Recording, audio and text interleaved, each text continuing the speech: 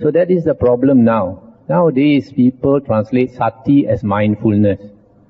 And because they think sati means mindfulness, they are very attached to this word mindfulness. They think meditation is all about mindfulness. If you walk, you must be mindful. And they think that is meditation.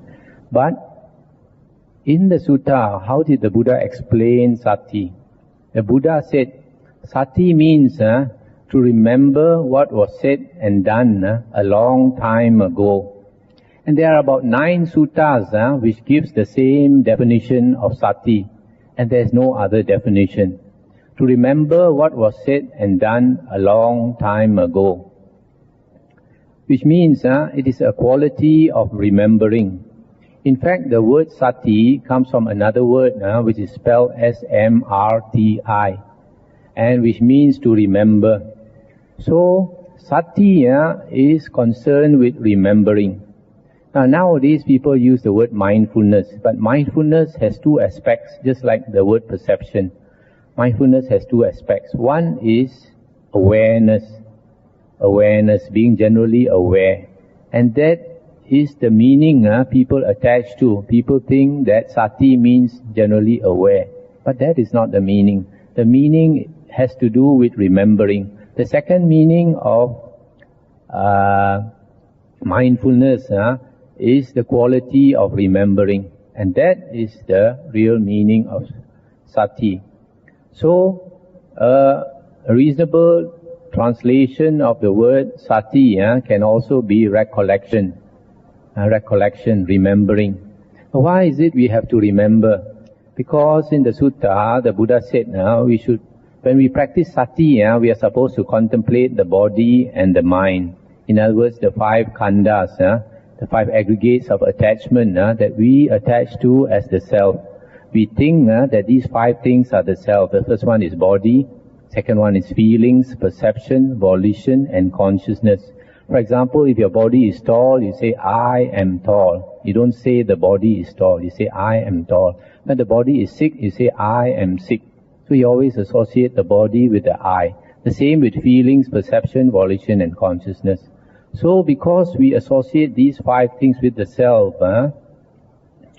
these 5 things, body and mind, they are things of the world. And things of the world are impermanent.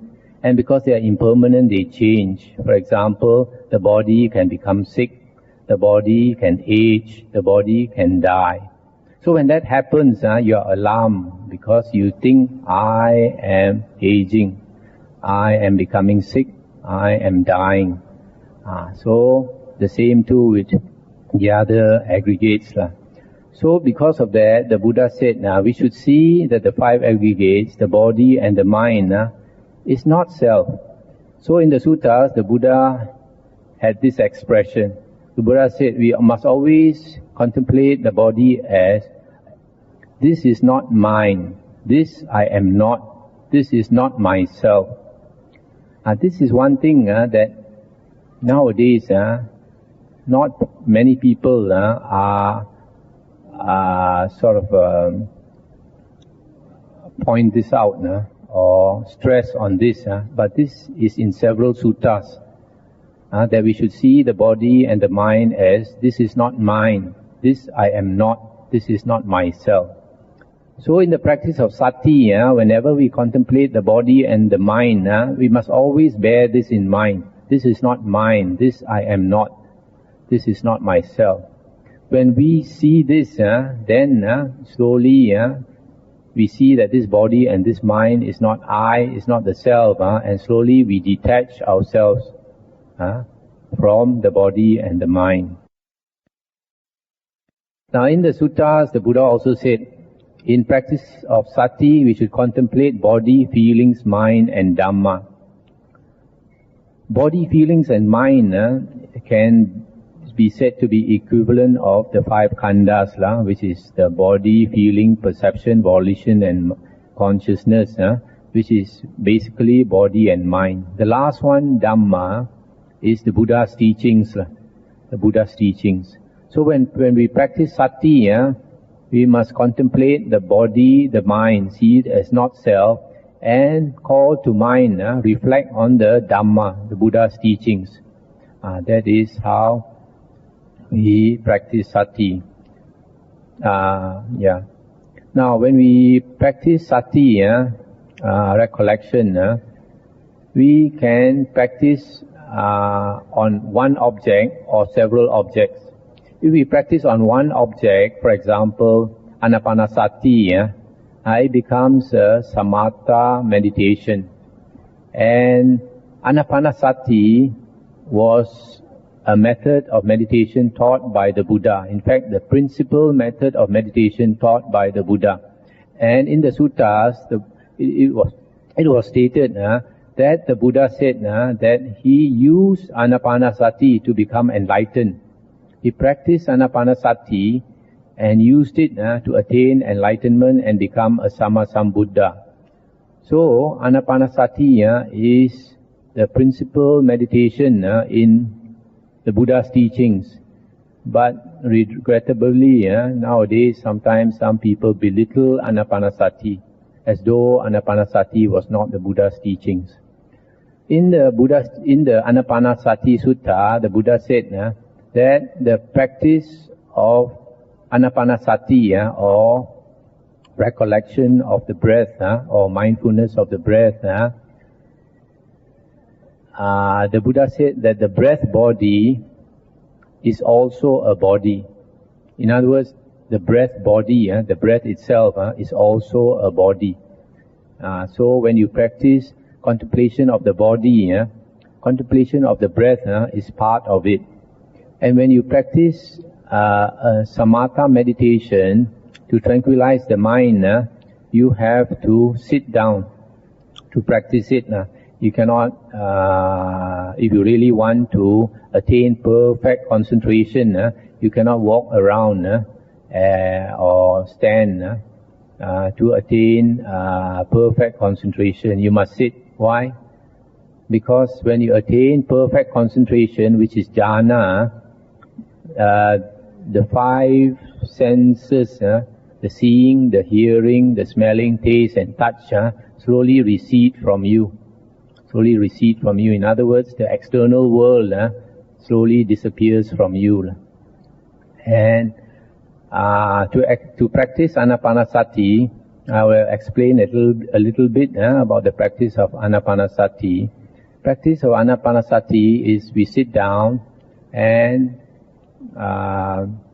we keep our back erect and we just close our eyes and we just know the breath going in and the breath going out, the breath going in and the breath going out. You don't have to look very clearly at how the breath looks like, because for beginners, because your mind doesn't have the concentration, it is impossible to see the breath clearly. And besides, the breath is a very fine object, so fine that you only notice it because of its movement. So there is no point in trying to see the breath clearly. All you have to do is to differentiate whether the breath is going in or the breath is going out. That's all you need to know, whether the breath is going in or the breath is going out. You just know. And to help keep your mind focused on the breath instead of running away, sometimes some people do counting. Or you can do, like when the breath goes in, mentally you say in. When the breath goes out, you say out mentally. When the breath goes in, you say in, out. So all you need to know is just this, whether the breath goes in or out. And after some time, if you are able to follow, if you make a determination not to miss any breath, the important point is not to miss any single breath going in or going out. It is not difficult to keep your attention on the breath for 10 breaths in and out 10 times. To do it 20 times, not to miss a single breath, is a little bit more difficult. To do it 50 times is even more difficult. To do it 100 times is even more difficult. So, the aim, your determination should be not to miss a single breath as long as possible. So you just mentally note in, out, in, out. You just put your attention on the breath. and keep expecting the next breath with the mind, with a determined mind that you will not miss any breath. So as you keep on doing this, slowly you are getting control of a scattered mind. You are trying to control the mind, just like you are controlling a wild horse. So if you are able to do that, slowly you gain concentration, the mind calms down, and you can notice slowly certain things, for example, certain like electric currents going through your brain, because there are many circuits in our brain, and if we don't meditate, a lot of our brain, parts of our brain are not used. But when you focus it on meditation, you start to use parts of your brain that you never used before. So electric current starts to move around your brain. And then if you are able to keep this up, slowly as you gain concentration, then you are able to notice the breath more clearly. It is not necessary to notice the breath at any particular point. This is only the teaching in Visuddhimagga. And nowadays a lot of people follow the Visuddhimagga, but everybody knows that the Visuddhimagga is not the Buddha's words. In the Anapanasati Sutta, in the discourses of the Buddha said, if the breath is a short breath, you know there is a short breath. If it's a long breath, you know there is a long breath. That is all. So you keep on practicing this, and over a period of time, the mind starts to become stronger and stronger and stronger. And when the mind becomes stronger, you notice that you remember things more clearly. You don't become so forgetful. That is, your sati is improving. Your quality of remembering is improving. So that is a practice of Anapanasati or Samatha meditation.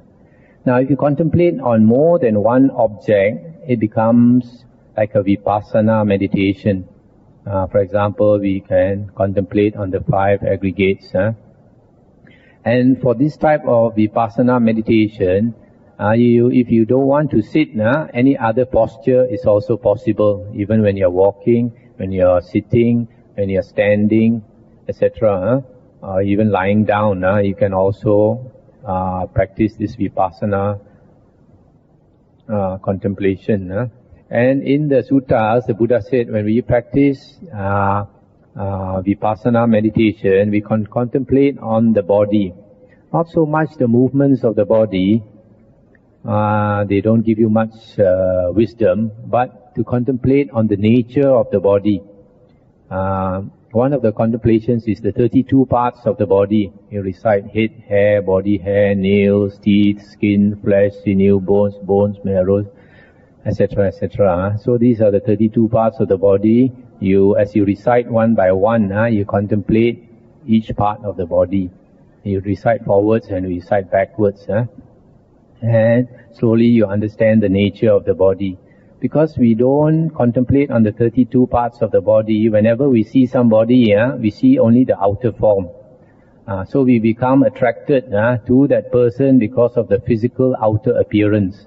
And we don't think of the inner appearance. You imagine Miss Universe in front of you, so beautiful, but you turn her skin inside out, and you expose all her intestines and her lungs and her heart and the liver and all that. Is she attractive anymore? No more attractive. That's why the Buddha said contemplation on the 32 parts of the body helps us to cut lust, sensual lust. So 32 parts of the body is one of the practices. In fact, was the first meditation taught by the Buddha. And another type of meditation is a meditation on the corpses. One day your body and my body will turn and become a corpse. Yes or not? So you imagine the corpse are 1 day old, 2 days old, 3 days old, 1 week old, all these different types of corpses. That is described in the suttas, bloated, with oozing liquid, smelly and all that. So it's not a very beautiful contemplation, but it helps us to cut lust. And then meditation on death, that one day we must die. Meditation on impermanence, that we are growing old, We are growing old, our body is becoming weaker, and one day we might get hit with more serious illness like cancer or something, and one day we will die. So when we contemplate impermanence, then there is some urgency to practice. If we don't contemplate on impermanence, we forget that there is an urgency to practice, that time is short. We all live to an average of 70 years. If you don't think about it, you think you've got a long lifetime ahead of you. And you see the way some people live, they live as though they're going to live for eternity. They are so careless. But if we contemplate, for example, how old are you? If you think now I'm 40 years old, on the average I live to 70, I will have 30 more years to go. That means 30 more new years to celebrate. One more goes by and then you have 29. Another goes by, you have 28, 27, 26. You can count on your fingers. Then you panic a bit. Then you think there's some urgency to practice. That's why the Buddha said we should contemplate on impermanence. And then also we should contemplate on our feelings, how our feelings change. But generally we don't need to. In fact, it's difficult to contemplate on our feelings all the time, except when it changes. For example, suddenly you get angry. Then if your mind is sharp, if your mind is concentrated, it becomes sharp, more sharp. So when the mind changes, you notice it more quickly. If your mind is not sharp, it is full of slow.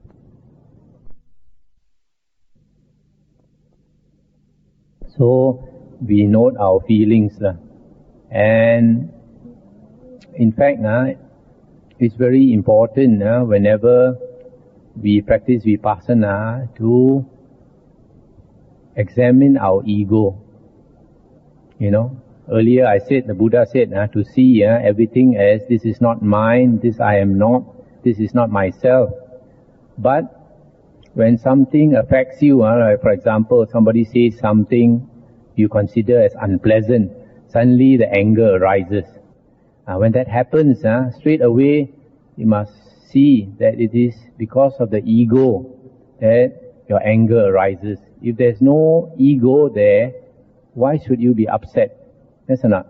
It's always the ego that is giving us this dukkha. Something happens to us, again we get upset, then you notice again, it's because of the ego. So every time you see the ego arising, you just ignore it. Just remember, this is not I, this is not mine, this is not I, this is not myself. So every day, if we are careful with our ego, how our ego is acting and reacting, then we slowly ignore this ego, don't react. We can watch and observe. We can respond, but we try not to react to our ego, not do things that our ego wants us to do. So that is the way to practice Vipassana. Vipassana is not concerned with seeing, you see something, you have to know you see. Or if sound comes, you have to know that the sound comes. Or smell comes, you have to know the smell comes. In fact, it is the opposite of this. This seeing, hearing, smelling, etc., this is all concerned with the outside world. It's all concerned with the outside world and nothing to do with Buddhist meditation. Buddhist meditation is concerned with the inside, with the ego inside. That is why the Buddha gave a parable in the suttas of a tortoise and a turtle. And according to this parable, one day a tortoise was walking by the banks of a river looking for food. So he was walking along looking for food. Suddenly he saw in the distance a jackal coming. A jackal is like a kind of wolf, dog coming. And this jackal normally will want to eat a tortoise. So the tortoise, on seeing the jackal, got very scared. So the only way for it to get security or safety is to hide in its shell. So he withdrew all the 4 limbs and the head into its shell, and he kept very quiet. So this jackal came up to this tortoise and looked at this tortoise. Then he thought, this is a nice piece of meat for me. If one of the limbs comes out, or the head comes out, I'll seize it and pull it out of its shell. So he waited 1 hour, waited 2 hours, waited 3 hours. Of course, the tortoise dare not come out. So after that, the jackal got tired of waiting. He walked away. So the tortoise was saved. So in the same way, the Buddha said, Mara is waiting. Mara is Satan. Mara is waiting to catch us at the 5 sense doors. If you go and start looking, oh, this is a pretty lady, this is a pretty girl, and that's a handsome man, then Mara is waiting to catch you, see. So the same with sound, smell, taste, and touch. So the Buddha said, don't pay attention, that is Mara's playground. Our home ground, our secure place, is the 5 objects of sati, which is the body, feelings, mind and Dhamma. In other words, body, mind and the Buddha's teachings. So, definitely the practice of Vipassana is nothing concerned with seeing, hearing, smelling, taste and touch. Also, it's very clear from one of the practices taught in the suttas, which is the guarding the sense doors. The Buddha said we should guard our sense doors all the time. What is necessary for us to see, we see, for example, if you are walking on the road, you have to pay attention to the drain, otherwise you fall into the drain. You have to pay attention to the pole, otherwise you knock your head. Other than that, we should not pay attention to the other things. It's the same with hearing, smell, taste and touch. So in that way, you can see the practice of sense restraint is also similar, as I explained just now about the Vipassana practice. As I said just now in the Venerable Ananda's saying that all the Arahants attain Arahanthood by practicing Samatha and Vipassana. From there you can see that you can either practice Samatha first or Vipassana first. But Samatha appears to be a little bit more difficult to practice because in the practice of Samatha, you have actually got to tame your mind. And the mind is not difficult to tame, it's not easy to tame. The Buddha said, you can fight 1,000 battles with an army of 1,000 men 1,000 times. But to conquer yourself is more difficult than to conquer an army of 1,000 men 1,000 times. So in other words, it's very difficult to control our mind. But the only way to control our mind is to make it focus on one object. There's no other way. It's not contemplating many objects at one after another, because that is the nature of the mind. The nature of the mind flits from one object to another, from seeing, thinking, hearing, thinking, smelling, thinking, and etc. It goes from one to other. And to make us understand this, the Buddha gave another parable of a hunter who caught 6 animals. And what are these 6 animals? An eagle, a monkey, alligator or crocodile, a snake, a dog, a hyena, which is a dog that lives up the hill, kind of dog. So these 6 animals, he caught these 6 animals and he tied a rope around the neck of each one of them. So after tying all the 6 of them, he took all the 6 ropes and he tied them into a knot and he let go all the 6 animals. What happens? The Buddha said that the eagle wants to fly up into the air. The monkey wants to climb up the tree. The crocodile wants to go into the river or water. The snake wants to find a hole to go and hide. The dog wants to go into town to look for food. The hyena wants to go up the hill, its natural home.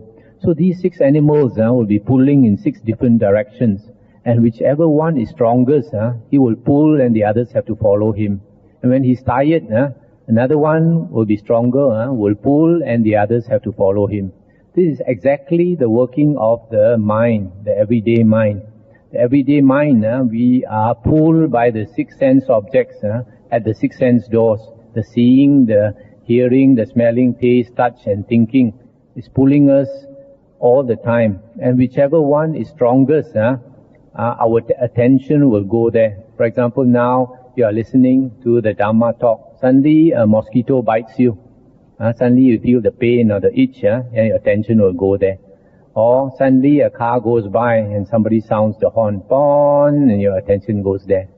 So all the time our mind is going out through the six sense doors. That is why our energy is all scattered.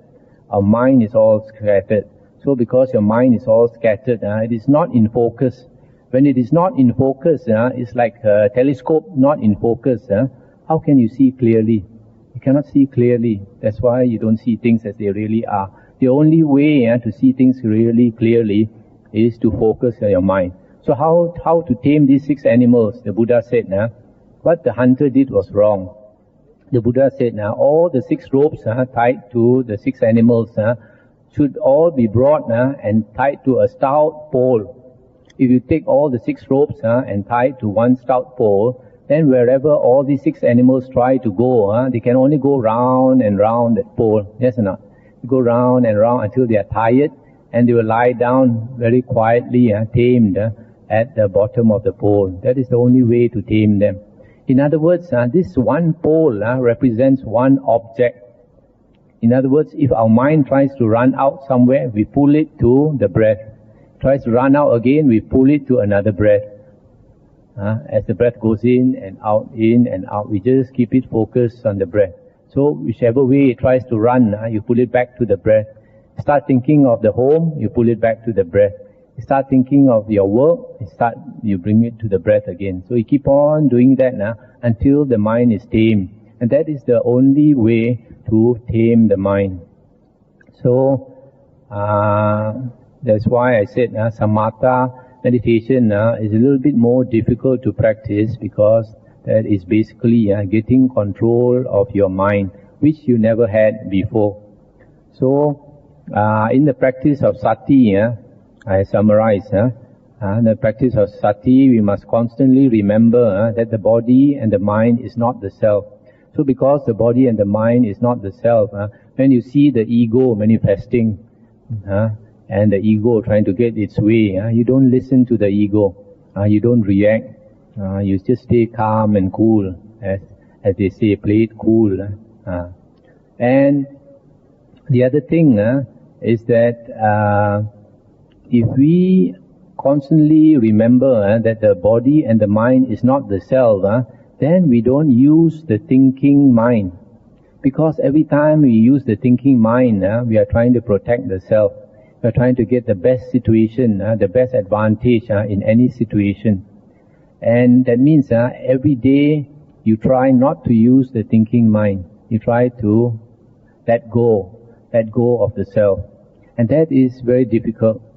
That is why for a lay person to practice meditation, it's very difficult to succeed. Even for a monk to succeed in meditation, it's also very difficult. He has to give up all the activities and meditate all the time. Because meditation, as I said, if you want to not use your thinking mind all the time, that means meditation is a 24-hour occupation. 24-hour occupation. That is why you find the Arahants, because they have been able to do this, that the Arahants are mindful 24 hours a day. Arahants are mindful 24 hours a day. Even when they sleep, they are mindful. So if you don't practice to be mindful 24 hours a day, how can you achieve mindfulness 24 hours a day and become an Arahant? That is why all through the years, meditation was generally only taught to monks, to renunciants. Even during the Buddha's time, the Buddha said that his first priority in teaching was to his monks and nuns. That was his first priority. Only those few lay people who came personally to ask for instructions, that he taught them. And those who practiced as lay persons, they had to give up their worldly affairs. You find during the Buddha's time, there were many anagamis, third stage Arya. But you find those anagamis were basically renunciants living in the house. You find in the suttas, some of them, they gave up their wife, their job, or some of them even gave up their wife in the sense that they don't consider the wife to be like the normal wife, even though they may stay in the same house, and the wife cooks for him, and looks after his affairs, his business or whatever, but he spent all his time meditating and didn't sleep in the same room with his wife, etc. So he was basically a renunciant wearing white at home. Only such people could succeed in meditation. But nowadays, some people are trying to teach meditation to all the lay people and giving them the impression that they can succeed, which is actually not quite correct. So the other thing I'd like to summarize is to say that in meditation we never pay attention to the 5 sense doors outside. We only keep our attention focused inside to our mind, the nature of the body, and the Buddha's teachings.